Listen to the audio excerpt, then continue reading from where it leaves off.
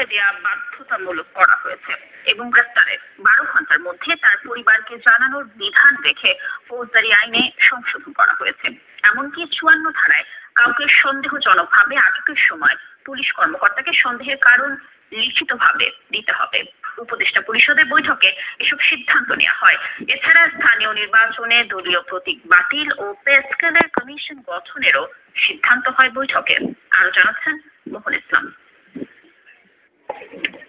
Milestone ট্র্যাজেডিতে নিহতদের প্রতি সম্মান জানিয়ে 1 মিনিট নীরবতা পালনের মধ্য দিয়ে বৃহস্পতিবার উপদেষ্টা পরিষদের বৈঠক শুরু হয়। বৈঠকে ট্র্যাজেডিতে নিহত মাইলস্টোন স্কুলের 2 শিক্ষককে রাষ্ট্রীয় সম্মাননা জানানোর সিদ্ধান্ত হয়। বৈঠক শেষে ফরেন সার্ভিস একাডেমিতে ব্রিফ করেন উপদেষ্টারা।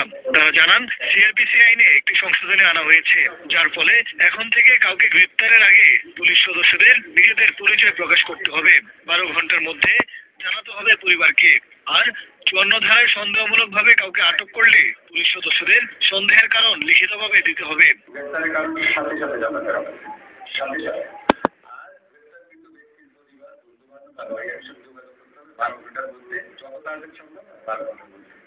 এখন নতুন আইন আছে, সংবিধান আছে, প্রতিপালন হয় না, তারপর আসলে কি ব্যবস্থা না হয়। আমরা আইনের মধ্যে একটা ব্যবস্থা রেখেছি, বিচারিক একটা ব্যবস্থাই থাকবে। বৈঠকে স্থানীয় নির্বাচনের প্রতীক বাতিলের সিদ্ধান্ত হয়েছে।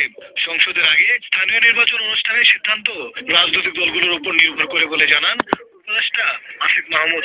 নির্বাচনের বিষয়টা আপনারা জানেন, এটা জাতীয় ঐক্যমত্যের বিষয়। রাজনৈতিক দলগুলো ঐক্যমত্য হলে বিষয়ে